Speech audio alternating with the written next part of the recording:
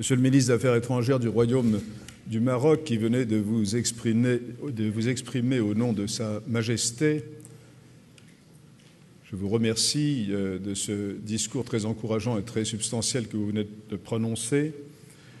Monsieur le secrétaire général des Nations Unies, qui nous fait l'immense honneur de venir participer à nos travaux et qui allait dans quelques minutes prononcer un discours, Excellences, Mesdames, Messieurs, je suis très heureux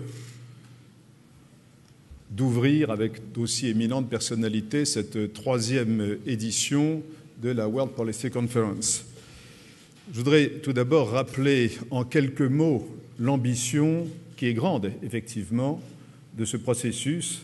Et Monsieur le ministre, dans le discours de Sa Majesté que vous venez de nous lire, vous l'avez également rappelé, cette ambition, c'est de participer activement à la refonte d'un système de gouvernance mondiale qui renforce la sécurité de la planète tout entière pour les années et les décennies à venir. Car, en définitive, le problème de la gouvernance, c'est un problème de sécurité, c'est-à-dire trouver des modes d'organisation et de coordination dans tous les domaines qui permettent de résoudre aussi harmonieusement que possible les conflits de toute nature qui sont susceptibles de se produire, conflits de nature politique, sécuritaire, économique, et avec d'ailleurs de nouvelles dimensions sans précédent dans l'histoire de l'humanité, comme ces dimensions écologiques et climatiques auxquelles vous avez d'ailleurs,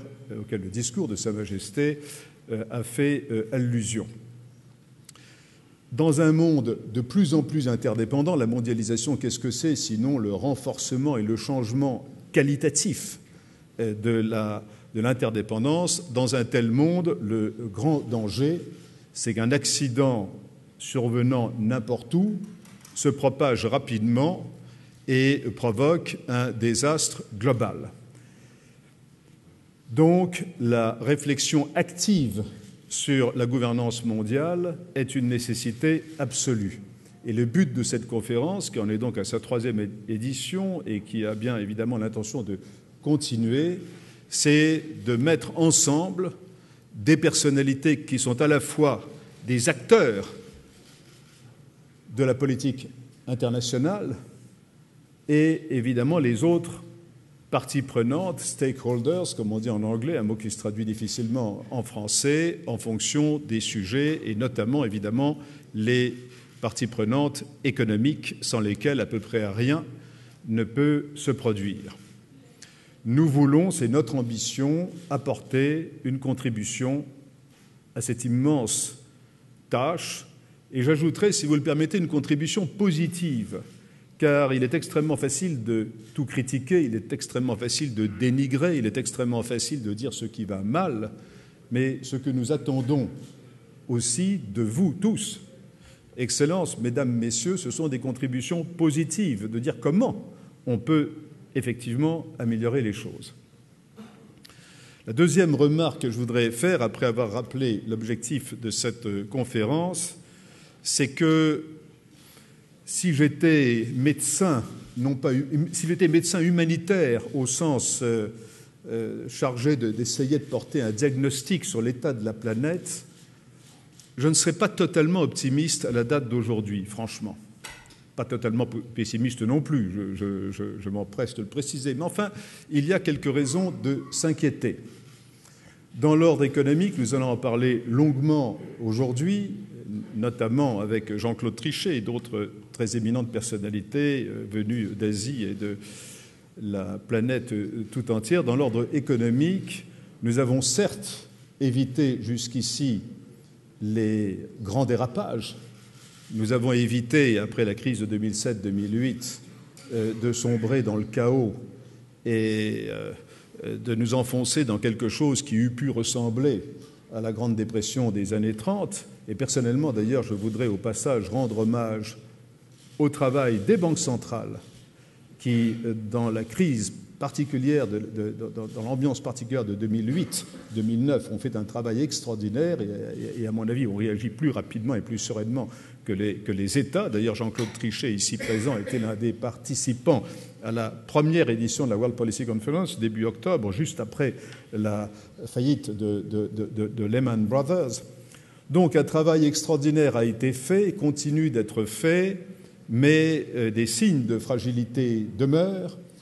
On voit également des hésitations dans les politiques à suivre. Je suis personnellement très inquiet, par exemple, par la tentation inflationniste que l'on voit se développer aux États-Unis, y compris au niveau du système de réserve fédérale.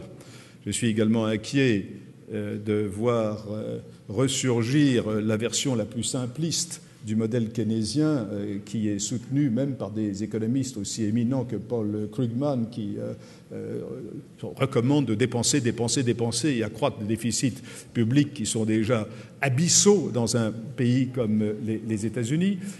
Bref, il y a de quoi s'inquiéter. S'inquiéter ne veut pas dire s'alarmer, se préoccuper. Et également, s'agissant de l'amélioration de la gouvernance financière mondiale, on peut dire que des progrès substantiels ont été faits, mais reste également à les évaluer, et je pense qu'une partie de nos travaux aujourd'hui sera consacrée à cette tâche. Mais nous parlons ici de questions globales, et je ne peux pas non plus ne pas exprimer une certaine inquiétude concernant les zones conflictuelles de la planète. Et je voudrais en citer 3 particulièrement. Je ne parle pas du court terme immédiat, je parle à l'échelle des prochaines années ou décennies. Il y a naturellement toute la vaste zone du Proche et du Moyen-Orient, au sens large, qui va, disons, du Proche-Orient jusqu'aux confins de l'Afghanistan et du Pakistan. Et là, nous voyons qu'il y a 2 conflits latents qui ne sont toujours pas, non seulement ils ne sont toujours pas résolus, mais on ne voit pas d'amélioration palpable, perceptible. Il y a la question israélo-palestinienne d'un côté et la question du Cachemire de l'autre. Les 2 questions doivent être rapprochées car, par exemple, le problème de l'Afghanistan ne peut pas être compris si on ne le met pas dans la perspective de la rivalité entre le Pakistan et l'Inde qui colore totalement ce conflit. Et tant qu'aux 2 extrémités de cette masse moyen-orientale, on a 2 énormes conflits qui peuvent toujours déborder et qui teintent l'ensemble de la région, si j'ose m'exprimer ainsi, il y a de quoi se préoccuper. À l'autre extrémité du continent eurasiatique, je voudrais également rappeler la relative instabilité potentielle en Asie de l'Est, avec la situation de la péninsule coréenne. Je voudrais également, à titre d'exemple, mentionner les récents incidents dans la mer de Chine méridionale entre le Japon et la Chine qui montrent qu'à chaque instant, il peut y avoir des situations susceptibles de déraper. Il y a naturellement beaucoup de forces qui évitent le dérapage, mais le propre de la sécurité mondiale, c'est d'envisager des situations où les mécanismes de compensation ne fonctionnent plus. Donc la question de la gouvernance est absolument essentielle. Et enfin, est-il besoin de souligner l'importance des relations entre les dimensions économiques et politiques, chaque crise dans l'un de ces 2 domaines pouvant dégénérer dans une crise dans les autres domaines. Alors, et c'est mon dernier point, avant de passer la parole à M. Ban Ki-moon, dans les processus en cours qui sont largement empiriques, et c'est très bien ainsi, pour la construction d'un nouvel ordre mondial, parce que c'est un peu de ça dont il s'agit. On ne peut pas parler de gouvernance mondiale ou d'un nouvel ordre mondial. Ce sont un peu les 2 façons d'exprimer la même idée. Il y a de nouveaux dispositifs, le G20, qui est lui-même héritier d'ailleurs d'un groupe qui fonctionnait plutôt bien dans le domaine dans le domaine financier, avec les ministres des Finances, qui est devenu maintenant un groupe au niveau des chefs d'État et de gouvernement. Il y a le G8 qui existe toujours et dont certains se demandent d'ailleurs s'il a vraiment des raisons de survivre. Et puis, il y a, j'allais dire, surtout, à certains égards, le système de l'ONU, le système de l'Organisation des Nations Unies, système qui, malgré ses imperfections, ses lourdeurs et la composition quelque peu dépassée par exemple, du Conseil, des membres permanents du Conseil de sécurité, malgré tout, ce système de l'ONU, il continue seul d'incarner la légitimité sur le plan international. Et il est remarquable d'ailleurs que, quoi qu'il arrive, toujours, les gens se tournent vers l'ONU pour recueillir, pour demander cette légitimité. Et en même temps, ce système de l'ONU n'en finit pas de ne pas se réformer. Quelle est donc l'articulation à laquelle on doit songer, d'une part pour améliorer le système de l'ONU, de l'Organisation des Nations Unies, et d'autre part pour le rendre davantage compatible avec et cohérent avec les autres institutions émergentes telles que le G20 ou le G8 qui se poursuit.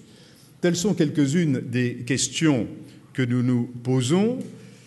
Et après avoir évoqué cette question, que pourrais-je faire de mieux que de passer la parole à son Excellence M. Ban Ki-moon, secrétaire général des Nations Unies, qui nous fait l'immense honneur de venir passer quelques heures avec nous à Marrakech aujourd'hui pour ouvrir cette conférence. Monsieur le secrétaire général, je vous remercie de tout cœur. Vous êtes précédé d'une très grande et d'une très belle réputation. Soyez le bienvenu et j'ai le plaisir maintenant de vous céder ou plutôt ces micros.